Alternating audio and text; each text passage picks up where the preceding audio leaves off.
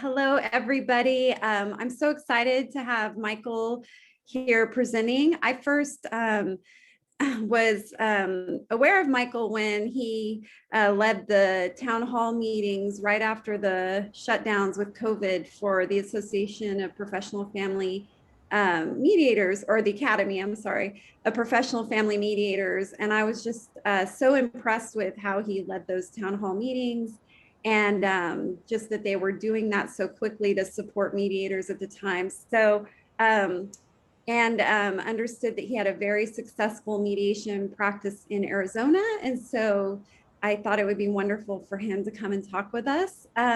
Just a little about him. He is the current president of the Academy of Professional Family Mediators. He's also an adjunct professor at Arizona State University School of Law, teaching divorce and family mediation. And he's served on various mediation conference faculties. He's served as the ethics chair for Maricopa County Association of Family Mediators, and holds a JD from Pepperdine University School of Law and a master's degree in dispute resolution from the Strauss Institute of Pepperdine Law. And he's the co-founder with his wife, Karen, of mediation practice in Arizona, and they have guided more than 700 couples through successful divorce mediation. They have 10 employees, including 5 professional mediators. So he's a great resource for us, and we welcome you, Michael. So I'll turn it over. Wow, thank you. Thank you, Michelle. And gosh, it's just been a pleasure to work with you setting this up. Thank you for your support. And let me just start by letting you all know how our hearts in Arizona have been with you all. Karen and I watching and reading daily, and just thinking about you all. And I truly hope that everyone here today is okay, and that your family and your friends are okay. And we're going to just keep thinking about you, and we'll hold you real close in our hearts. I can promise you that. And I don't know about you, but I've got some Texas pride. And my wife, Karen Orrit, is joining us too, and she's just got all kinds of good things to say, and you know, maybe she'll jump in here and there. And so we've got some Texas pride. We've been to Austin. We love Austin. And I'll tell you, the first place we saw in Austin, whoa, that we loved, whoa, the capital, the best capital in any state, right? Right there in Austin. We've got Austin pride. We've got Austin pride. You know where we go? Oh, what's this? Terry's Black's Barbecue. Is this a landmark? I hope it's a landmark. We were told it was a landmark. Delicious. Michael, yes, yes. May I do the last one? Please, yes. All right, we definitely have Texas pride for this one. Yeah. Go Horns! Oh, yes. Go Horns! Go Horns! We're right with you, Texas. Okay, right with you. Okay, so we're here, and let me just ask you this. How many, is there anyone here who's not started their practice yet? Yeah, everyone here is in active practice. Okay. Actually one. Carl, you have not started your practice yet? No, I'm a volunteer mediator and I have aspirations too. Aspirations. And Sonia, I see you have not quite started your practice yet. Okay, I am so glad you're here. Anyone been practicing for a year or less? Just about a year or so? Okay. Anyone been practicing for 20 years or more? Practicing mediation for 20 years or more? 10 years or more? Okay. Let me just start by telling you this. At any moment, you can decide to begin creating your dream mediation practice. At any moment. You haven't started yet, you can decide whenever you choose. You've been practicing for 15 years. Any moment you can choose. And you don't even have to be a practice owner to have a practice. Look, you might work within a mediation center, right? We have people who work with us, for us in Scottsdale at the Orit Center for Divorce Mediation. We have mediators. They're within our practice, but they have their own practice. You might be at a nonprofit, right? You still have your own practice. You have your own way of doing things. You have your own style. You might work within the court system, or you might actually own your own practice. This is for everyone. I want to start with a quote from Karen, and I'll kind of give you an outline of what I'd like to talk about today. And my hope is you're going to jump in, ask questions. I want to talk with you. I want to have an honest, open conversation about this. And I want you to be able to take serious stuff away from this hour and apply it. So jump in with questions, interrupt me as I talk. So a quote from Karen. This is something that Karen said just yesterday. I learned so much from her. Karen said, to see what you want to see, this is about building your dream practice.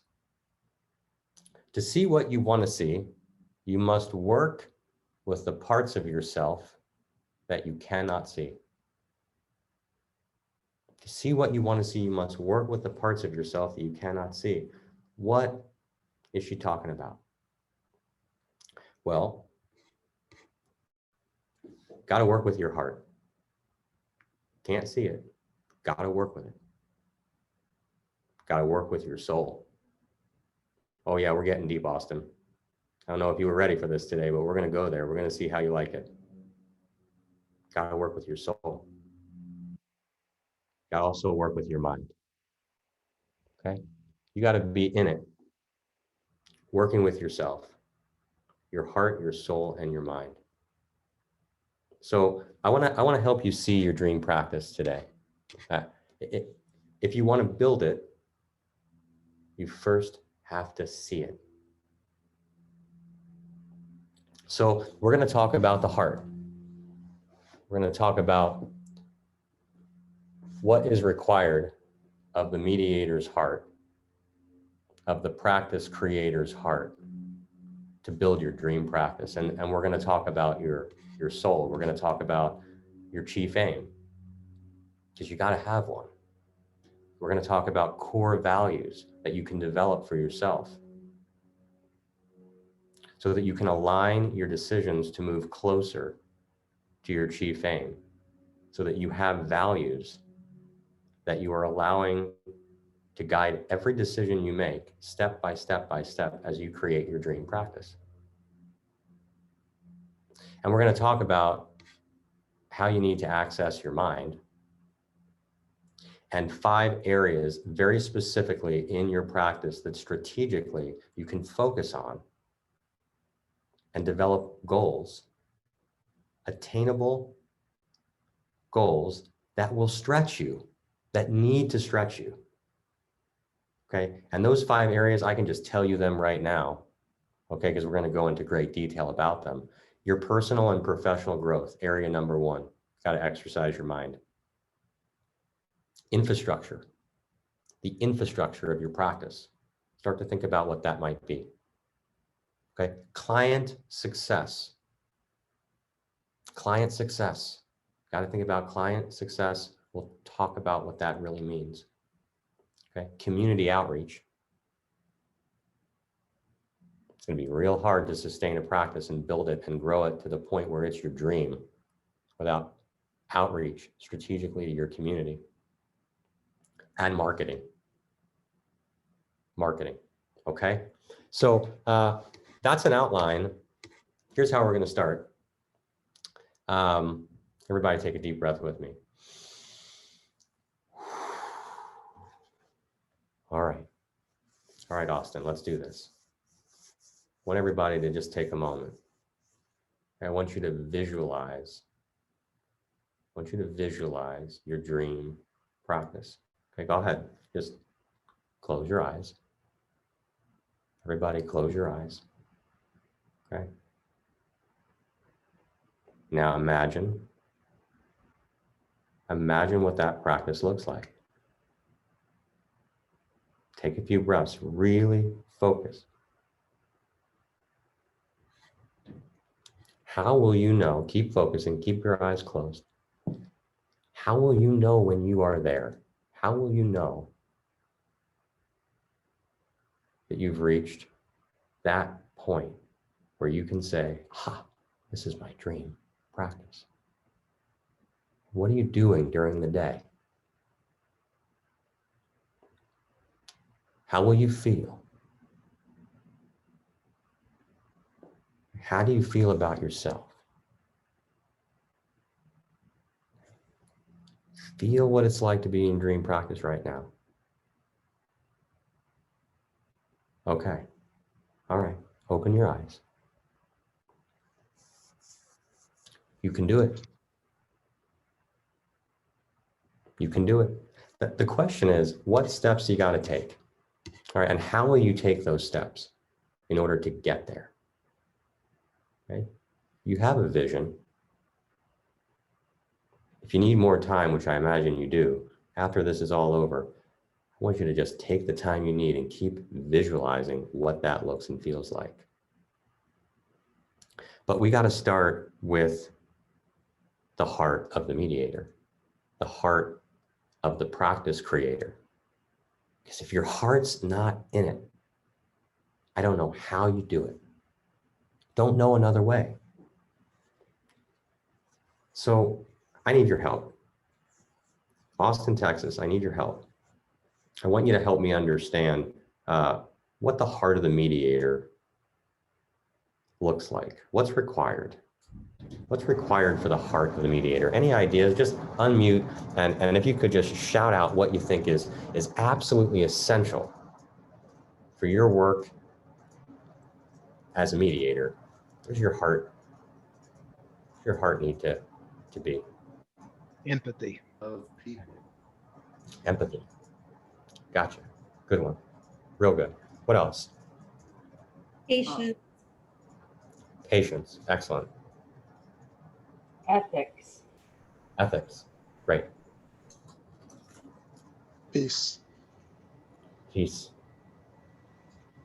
Good. What else? Hey, Think about- Michael, I'm from Dallas. You keep saying Austin, but I'm from I love Austin. I want to live in Austin one day, but I'm up here in Dallas. Oh, we would love But to I was have gonna you. say commitment. Thank you. I was gonna say commitment. Commitment. Yes. Sonia from Yes. Dallas, who likes Austin so much, you joined their organization. I did. I love that. That's so good. You guys, in Austin, you must have something good going. You're even drawing the Dallas crowd, and they got good barbecue in Dallas too. That must be quite a little rivalry. I don't know if there's anything going on there, but I would imagine it's a rivalry. I don't know. Commitment, empathy, Compassion. compassion. Sure. Business knowledge, Okay. Flexible thinking. Ooh, good one. Persistence. Persistence. Wow. Good one. Good. Ability to listen. Right. Listen. Listening. Awesome. Also, Yeah, go ahead. One more. yeah, sort of something like the ability to stand stress, to not get activated by the stress of others. Yes. I don't Mindfulness. know. Mindfulness. Yeah, it could be mindfulness. Yeah. Mindfulness, self-awareness, Yeah. Yeah, emotional regulation, it might be. emotional regulation. Good. Yeah. Right. I'm going to give you a few ideas, and certainly you're going to tap into the things in your heart that help you move closer and closer to your dream practice. But one thing is for sure, you're not going to get there without courage. You're not going to get there without courage. I just want to spend 1 minute talking about courage. Courage is moving forward through fear. Moving forward through fear, continuing through fear. And the takeaway from courage that I want you all to understand that Karen and I have experienced and realized, and now that we realize it, wow, we're more courageous. Courage is a choice. It's a choice. Every day we can choose to be courageous to move us closer to what our dream practice looks like. Okay? But the deal with courage is it requires action. There is no courage without action. So creating a dream practice is just a series of decisions and decisions and decisions, one compounding on the other, each of them fraught with fear. Fraught with fear. And so the fear is there, but we can't be paralyzed in that fear. That's what holds, I think, so many mediators back from reaching their potential. Substantively in the mediation room as mediators, we got to have courage to ask the difficult questions, courage to allow those spans of silence, right? Courage to act in the room, but we got to act outside of the room on our practice courageously in that same way.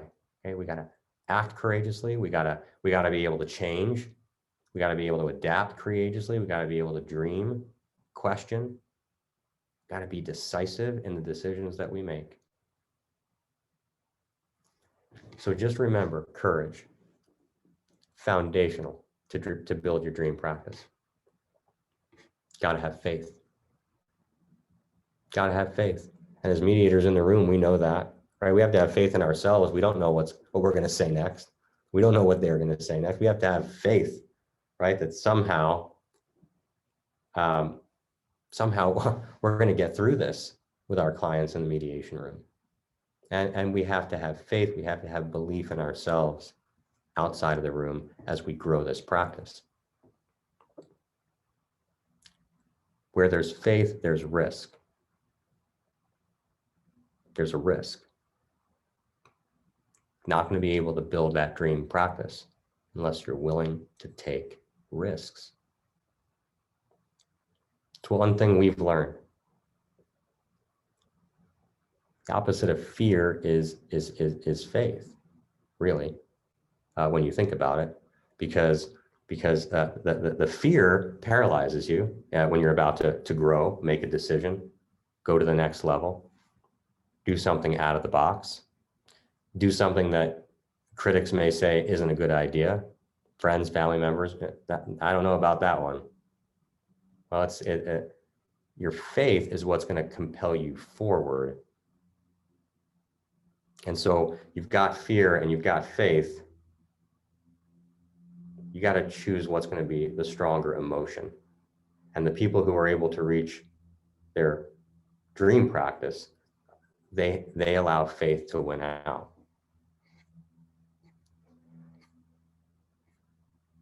Someone mentioned flexible thinking. So I'm going to tell you number 3, and there's only 4 of these, okay, in terms of the heart. At least Karen and I believe is essential. We call it dynamic flexibility. This is a terminology that we've defined that really emanates from Don Saposnick's early work. If you have not read Don Saposnick's Mediating Child Custody Disputes, even if you're not a family mediator, read that book. Don is one of the great minds of mediators anywhere at any time. For me, he is the great. And he talks about adaptability with regard to Aikido practice. It's fascinating. And you can build your entire mediation technique in the room around Aikido. Okay, that's a note you could take to look up later, maybe. And what Karen and I have defined is this idea of dynamic flexibility. Dynamic is defined as constantly changing, right? It's positive, it's full of energy, you're dynamic, right? And that's what you're doing with your clients in the room, right? They are constantly changing. The circumstances, the dial is constantly being moved forward. And you're just tracking it with them, responding with them. right? Changing with them. So dynamic, constantly changing, flexible, ready and able to respond and adapt to change. Okay. Dynamic flexibility, the way we view that is you're fluid, right? You're focused, but you're not attached. Your thinking, your actions are continuously responding to the changing circumstances that you're dealing with. Have we been dealing with this much lately over the last year as mediators? Have you felt that? Needing to adapt? Well, gotta have courage. If you're gonna build your dream practice, you gotta have faith that you can. You have to be able to adapt constantly to the changing circumstances because you're gonna have goals. You're gonna have goals. We'll talk about it in a minute. You're gonna have to be fluid with those, all right? We're not gonna resist. We're not gonna get frustrated. We're not gonna say I failed. We're just gonna ride the waves of this. And finally, this last piece that Karen and I think is essential is the idea of compassion, mentioned by a great mediator in your group. Okay. But equally as important is self-compassion. So empathy was also mentioned, and empathy, it's important to know the difference here. Okay. Empathy is really kind of this idea of feeling with the other person. You know, you put yourself in their shoes. You know, I feel you. I imagine what this is like. I've been there. That's empathy. Compassion is empathy in action, right? That's feeling with the other, but there's a plus, right? It's the desire to help, right? It's wishing for that person to be free from suffering. It's more invested. And so we need this with our clients to build trust for so many other reasons. We could do 3 hours on that. But here's the key. We need it with ourselves. Self-compassion is just compassion that's turned inward. Okay? It's the ability to soothe ourselves, to comfort ourselves, to motivate ourselves, to encourage ourselves. Okay, when we are suffering, when we're failing, when we're feeling inadequate, when we have negative thoughts. Essential. I don't know how you're going to build your dream practice if you're not kind to yourself. So those are some foundational things to consider. Okay? Because there is no roadmap. There's no, hey, here are the Google ads. Here's the Yelp. You know, no. It ain't gonna work. Gotta have the heart. Let's talk about the soul. And now I'm hoping for some audience participation. What do I mean you have to work with your soul? Well, number one, gotta ask yourself, what is your chief aim in life? What is your chief aim in life? What a question. Can you think about that? What is your ultimate goal? What is your reason for being? Can you just think about that for a moment?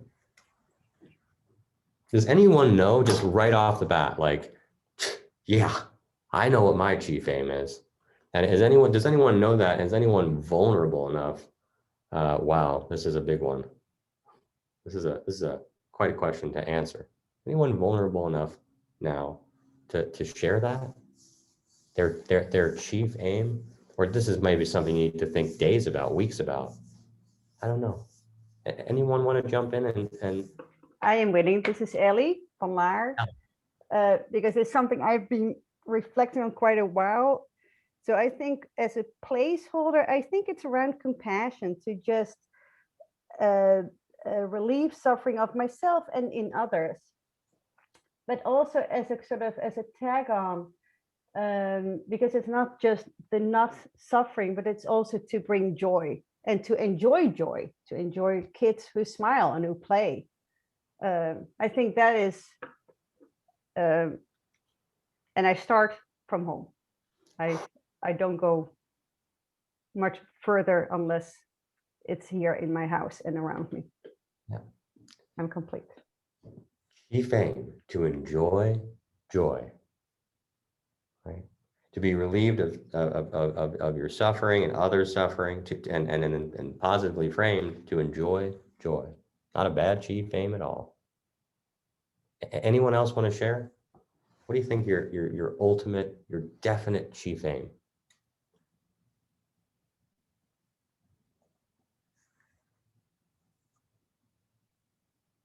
Well, I think we can work with that. Well, people might have to, we had everyone muted and we unmuted everyone, but you have to accept the unmute to be able to speak. So just saying that. All right, that's good to know. So just so you know, if you want to chime in anytime, you're going to have to be a step there. You're going to unmute yourself. Good to know. Thank you, Ellie. Thank you, Ellie. One of my daughter's name is Ellie. We don't spell it E-L-L-Y. It's Eliana. She's 2, and Daniela is 4. Okay, chief aim. So here's the deal. You got to know your chief aim. I very strongly recommend that you write it down. This is not a silly exercise in a program for the Austin Mediators on a Friday afternoon. Okay, this is life-changing. It's practice-changing. You are here because you want to create your dream practice. I'm telling you right now, you must determine your chief aim. Because every decision you make along the road of creating your dream practice, you got to ask yourself, will this bring me closer to my chief aim? You're going to build your dream practice. You have to ensure that the decisions that you're making as you're building your practice are aligned with what you want more than anything. It's going to get you closer to your dream. So focus on that chief aim. Okay. Now, along the way, gosh, this chief aim is just like a missile, right? You're making decisions, and you're making these decisions to align with your chief aim. You need wings. You need something that's going to guide you. What's going to guide you? It's what we call your core values. Your core values are going to guide you. You have to develop those values if you don't have them already. If you do, you audit those values. All right. If you've developed your values and you've threw your website 10 years ago, you got to go back to those values, put them in a Google Doc, and start really assessing them, tapping into your heart. And Michael. Yeah, go for it. Sonia couldn't unmute herself, but in the chat, she said her chief aim for years of being a life coach has been helping people help themselves. Helping people help themselves. Love it, Sonia. Love it. All right. So you focus on that. Got to align every decision you make on the road to building your dream practice. It's got to align with that, and it's got to align with your values. We have values at the Art Center.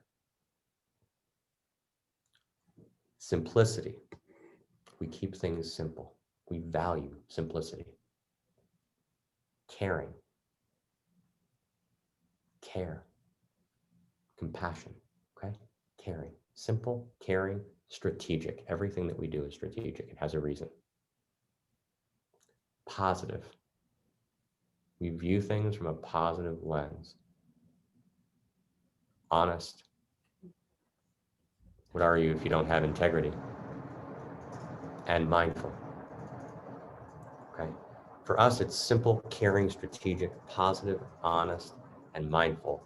What are your values? What are your practice values? Those values you develop, write about them. There is not a single day in our office where we are not debriefing on a case or making a decision about whether to make a policy exception or enforce a policy, or a substantive decision in a mediation with a client where we're not aligning that with our values. It's our guide. So you are going to have decisions that you have to make. You're going to have goals that you're going to set. And you're going to have this process potentially, right? This process, this filter process where you've got the decision, all right? Is it going to bring me closer to my chief aim? This decision, how? If I go this way, if I go this way, if I go that way, if I don't make a decision at all, what is going to bring me closer to my chief aim? And then once you think you know the answer, then you've got to calibrate that decision by running it through a check of your core values. Y'all understand that? Does that make sense? Have I lost y'all? Are you with me? Yes? Your Bill is with me. Yeah. Jay's with me. Carl's with me. All right. Everybody's with me. All right. Good. Good. Any questions? Any thoughts so far? I'm stoked to get on to the mind because now I'm going to get practical with you. All right. So Michael, Please. just one quick question. It's logical and reasonable to say calibrate, but with these core values that you've listed, and they're all beautiful and perfect. Talk to me a little bit about calibration. Sure. Sure. You all write emails to your clients, right? You write emails. I can tell you one thing. When I'm responding to a client in an email, and it's anything more than something that's on the surface level response, right? I'm in the middle of the conflict that's happening right via email. I write that email. I don't send that email. I wait. I have lots of emails in my drafts. I wait. Sometimes it may be that I wait 5 minutes. Sometimes I might wait 2 days. When I come back to that email that's been written in the moment, right? That email comes in and I'm responding and I'm doing my best, but you know what? We're human. We have emotional reactions, right? We don't see all of the picture in that moment when we're writing that email. We come back, we look at that email, and I got to ask myself, is this email as simple as it could be? How can I simplify this so that it's clearer, so that it makes more of an impact, so that it's going to lead these clients potentially to a place where they can better reach their best possible agreements? Is it simple enough? Is it caring? You know, is it caring? Have I shown enough care in this email? Is it reflective of that value?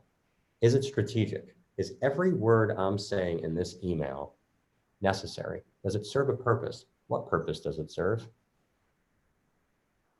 If something that I'm saying is not actually serving a purpose that's in line with my objective for writing the email, I got to start deleting that. I got to start reframing that. I got to start rethinking. Why did I write that? And how can it be better? How can it be different? Got to be positive. How can I reframe anything that I've written so that it will land in a slightly more positive way? So I've got to maintain their trust and I've got to encourage them. I've got to encourage them to have courage. The central responsibility of the mediator. Got to be honest. Honesty check, right? Is there anything I'm saying that's in any way deceptive? anything that I'm saying that's not balanced, that is infringing on whatever it is that you believe is your sense of impartiality, your sense of neutrality, your sense of balance. Different mediators are going to think about it different ways. I got to be mindful. I have to be aware. This is what I mean by mindful.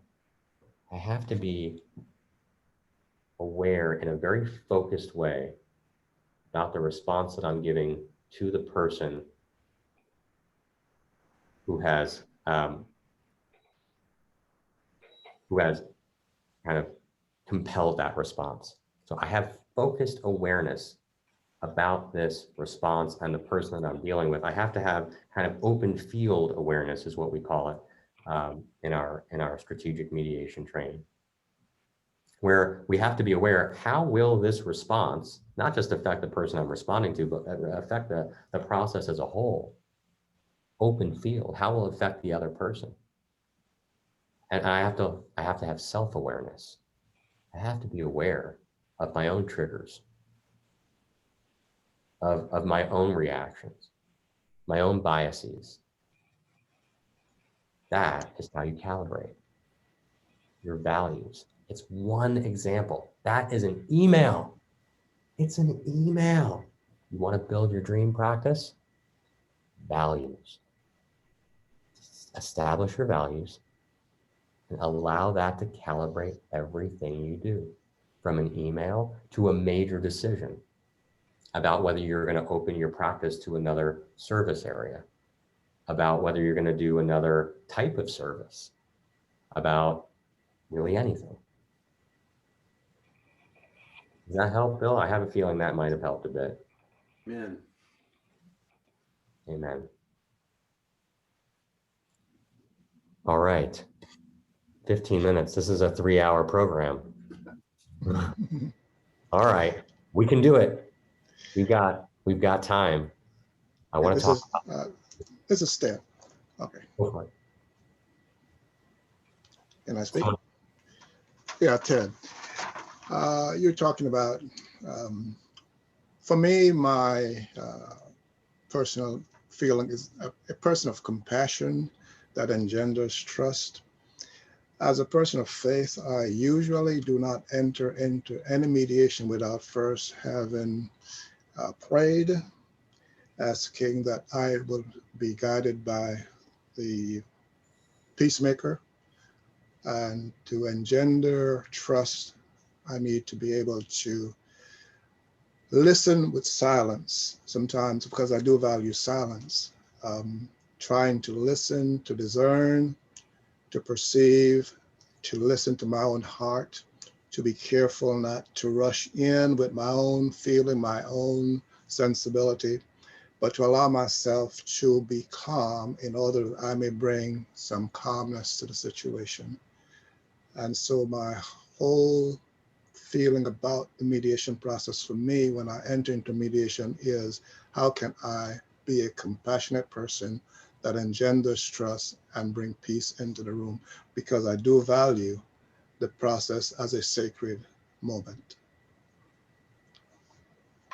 Beautiful. Beautiful. You've got your standard, right? Your standard is infused with a set of values. You have a values statement. That works for me. That works for me. So thank you so much for sharing that. I think it's very helpful and quite centering, I'm sure, before any mediation. All right, heart, soul, it's mind time. All right. So what strategic decisions, what strategic goals do you make now that your heart's in the right place, now that your heart and soul are aligned? Okay, I won't break out into when the moon is in the 7th house and Jupiter is aligned with Mars. Okay. No, it's a great musical. Can't wait for it to go back on Broadway. When Broadway opens again, it'll be great. Let's talk about your mind. These 5 areas I mentioned. Number 1, personal and professional growth. What are you doing right now to grow personally? Yikes. Think about that for a moment. How the heck are you going to get to your dream practice if you are not in a state of growth? Because in order to get to your dream practice, your practice is going to have to grow. Now, your practice doesn't necessarily have to grow in size. We have a big practice. You don't need to have a big practice, right? The dream isn't always to get big. Dream is to have your heart desires, your soul, your beliefs align with your actions, what you're doing. That's what we're talking about now. But what are you doing to grow? You got to grow personally and get in that zone if you're going to grow your practice. Whether you're a court mediator, whether you're working for a mediation firm, whether you've got your own practice, same deal. So are you growing in terms of understanding a sense of compassion? Are you growing, to be more courageous, to be more confident, right? What are the areas of growth that can get you next level? And you've got to grow as a substantive mediator simultaneously, right? Read a few pages of Don Sapoznik, then you read a few pages of Brene Brown. That'll work out real well for you together. What are you reading? What are you listening to? What trainings are you going to? APFM, right? You invested. Set a goal. Set a goal. When I get to that dream, in this area, you've got to set a goal. How many books are you going to read on whatever this year? How are you going to allot the first 10 minutes of your day to a mindfulness meditation? Because that's an area that you think that if you commit to it, it's going to help you grow. Set goals for personal and professional growth. Okay. Set one goal. It's going to move you closer than you would have been. If you're really feeling frisky, 2 goals, right? Wild and crazy. Look out. Whoa, 3 goals for the year in personal and professional growth. Whew, look out, Austin. Need some hot sauce in that barbecue. Number 2, infrastructure. We got to look at the infrastructure of your practice. So what does that mean? What is going to create more stability for you in your practice? Think about that for a moment. What could you be doing? And this is major blind spots here. You don't even know. You're going to have to really look at your systems, at your processes, just for moving a client through a case. What could you do that you're not doing now? What could you do better for more stability? Are you going to get to your dream practice if you don't have the most stable practice possible? So you got to stabilize. So whatever it is, scheduling, how do you schedule clients? Is there a better way to do it that will provide more stability for your practice? What about how you take payment? If you used to take payment in the office, here's my credit card. How do you do it now? What could you do to provide more stability? What about notarizing documents? I don't know what it's like in Texas, but it's something to consider here in Arizona. What about your agreement to mediate? Can that be more stable? Can that provide you more security? What about templates? Do you have templates for your documents? When was the last time you updated them? If it's been a few years, better look at it. Can they be better? What about templates for emailing with clients? Do you have any of those? Would it help if you did have a few? Would it save time, create more stability? How can you be more organized with your infrastructure, organization? So what's gonna make me more stable? What's gonna make me more organized? What about your file system? Is it a mess? Organize it. Take 3 days, clear your schedule if that's possible. Doesn't have to be consecutive. It could be 1 day a week for 3 weeks. Organize that file system. Streamline that file system. What can you simplify? Ask yourself that question. Look deeply at your practice. Assume that everything can be done better. Whoa, crazy. It seems overwhelming. No fear. You're just going to take a deeper look. What can you do to become more secure? We're online. Things are getting more and more digital. We got to think about security, maybe more so than we ever have. What are you doing to protect your own safety, your own security? What about clients' security? What about the security of the process itself? Okay, that's infrastructure. Set an infrastructure goal for the year. It's early enough in the year. You still got this. Set an infrastructure goal. You know, I am going to implement online scheduling this year so that my clients can schedule online with me if they want to. That's a goal. It's going to take some thinking. It's going to take a lot of moving parts. Don't think that's easy. How many of you do online scheduling for your clients? Very, very few. Why? Because it's hard to get started with that thing called online scheduling. It is.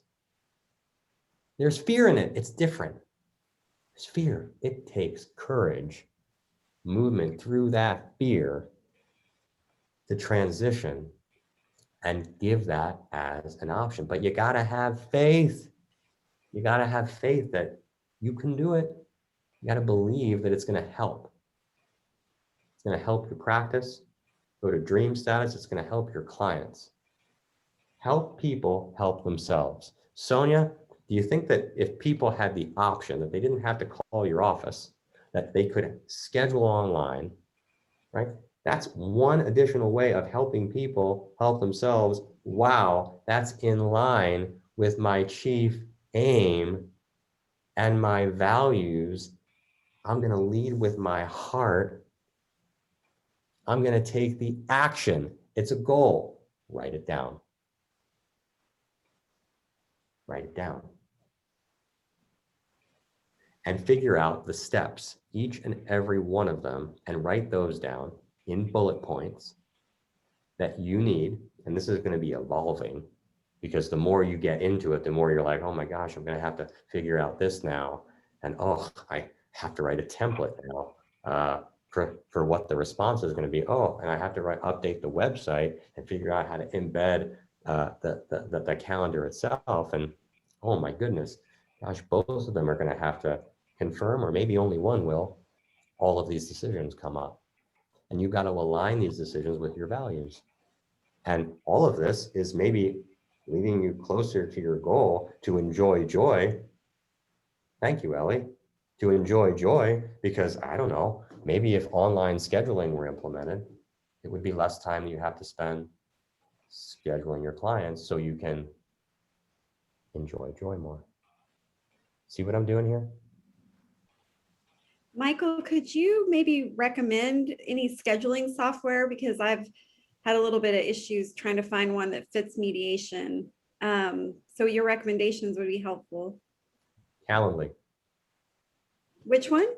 Calendly. I would recommend Calendly. And I use Acuity. Awesome. So I think it's a matter of, it depends on what you sort of want. Do you want, they have different features. I've done both of them. I eventually switch over to Acuity, but because I also coach, so I do packages. So you can look into both of them. And I think both of them have a free version to try them out. Beautiful. All right, I've got 6 minutes and I've got 3 more areas. That means I've got 2 minutes per area. Oh my.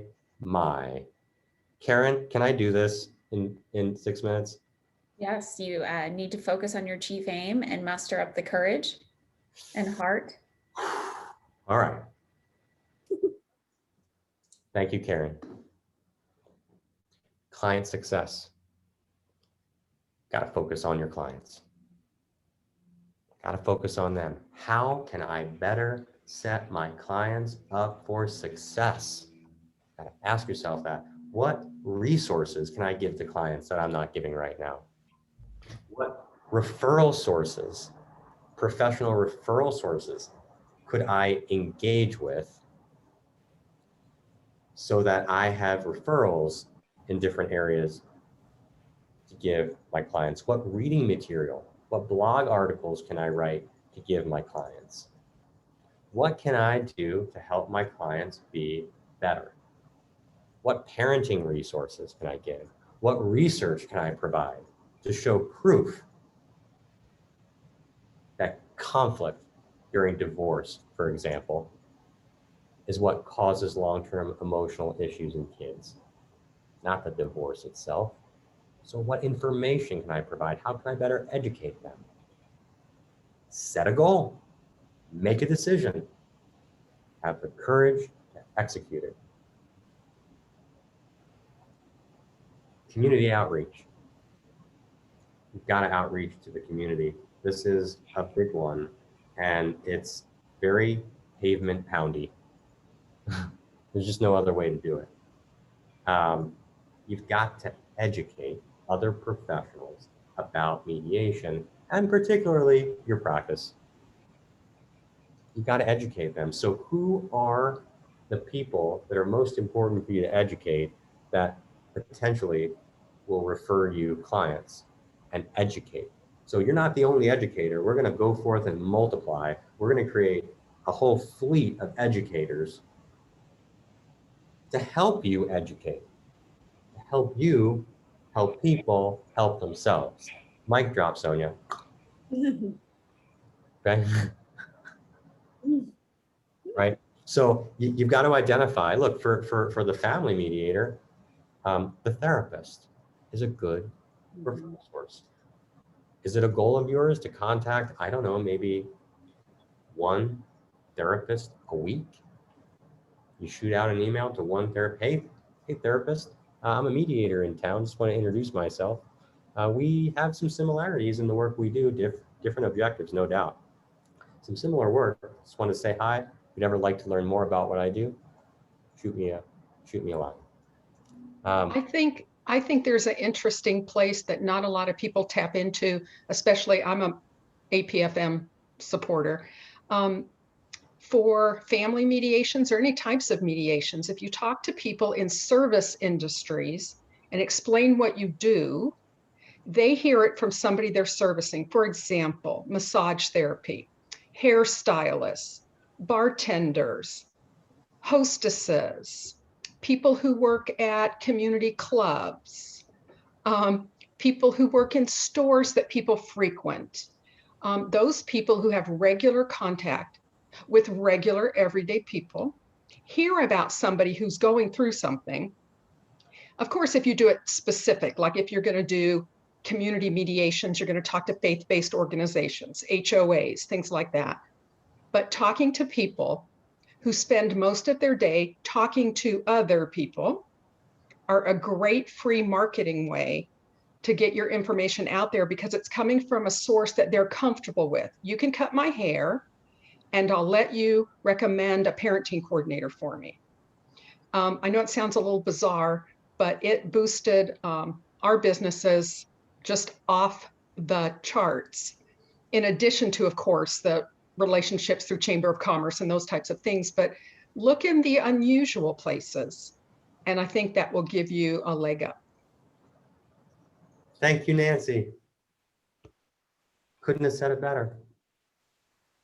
Couldn't have said it better. Walk through the fear, have courage, reach out. What do you have to lose?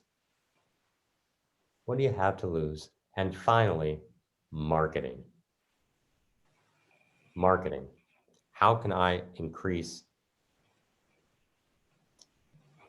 those who are aware in the public, how can I increase that awareness about our work, about your practice?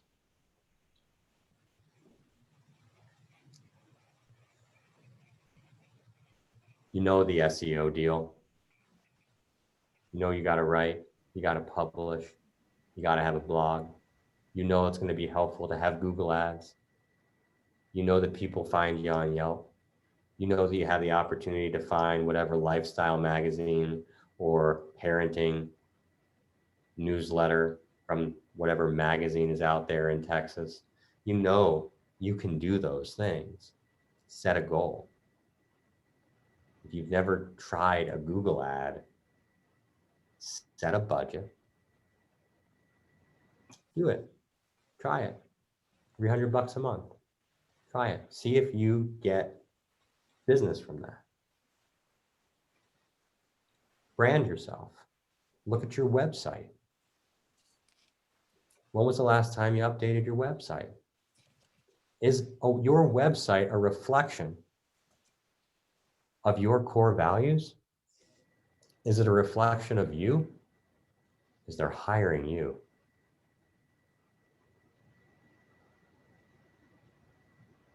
They need to trust you. So they need to know you.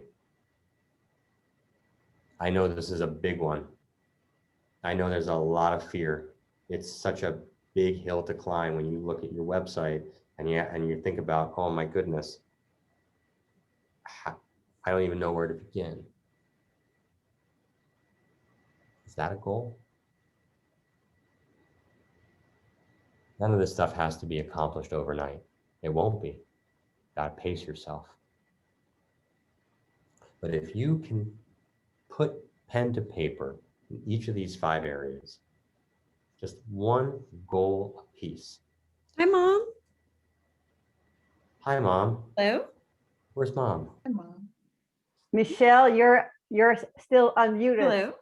I want to say hi to Mom too. I mean, what a good way to end the program. Hi, Mom. Michelle, please tell her I said hi. Mom will agree. At least on the courage piece, I know. Takes courage to be a mom. I watch it every day when I see Karen in action. I can't thank you all enough for allowing me to talk to you today. I think that I'm at time. I imagine I am, and I'd love to talk to you more. But I hope that some of the things that I said and that I shared were helpful. And I'm with you on your journey. You can have your dream practice. Heart, soul, and mind aligned. Go get it. Do it. Michael. Yes. Hi, Harrison. How are you today? I'm good. Good. I just want you, if you could, just repeat those the 5. Yeah, you bet. Just because my notes are mixed up. Oh, it's okay. That happens in my head all the time. 5 areas, right? Personal and professional growth, infrastructure, client success, community outreach, marketing. One goal to move forward, 2 goals, if you're feeling frisky. 3 goals, 5-alarm fire. You're going to be on fire toward building that dream practice. You're going to get closer and closer and closer. Any other questions, if there's time? I'm not sure, Michelle, if there's time, but if there is, I'd love to take any questions. It's up to you. If you want to hang around and take questions, I'm sure people would appreciate that. The question is, can I? And I have actually a meeting, if you can believe it, but I'll tell you what, how about one more question? I wish I could stay. I really do.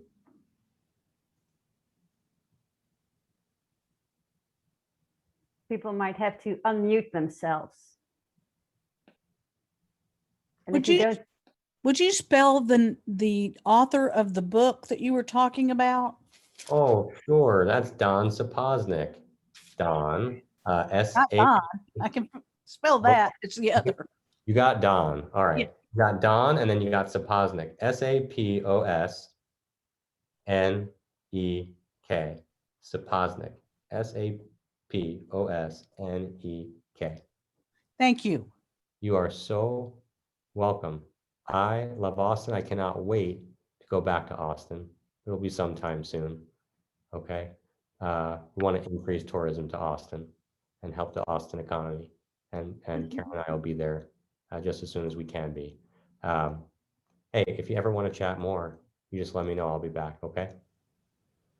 I'll be like Sonia. We're in Killeen, Texas. Okay. Colleen. All right. Yes. You know, this is a more diverse group than just Austin. I mean, really, Killeen, I've been Killeen, Texas, right around Fort Hood. Colleen, Texas. All right. Can I come visit you out there? Sure you can. All right. Barbecue out there? Oh, we got plenty of barbecue. See ya. Fair theme. All right. Thank you. The Basin Barbecue, right? Thank you. Hi, everyone. Thank you all so you. much. Thank you all. Take That care. was wonderful. Yeah, you very very much. informative. Thank you. Thank you. And if anyone still has that link to the survey, please do fill it out. It helps us know what what your interests are and things like that. We were looking for that book name for Sapoznik's book. I think somebody had put it up there, but it done scrolled up. It's been a lot of chat. It's mediating child custody disputes. Thank you.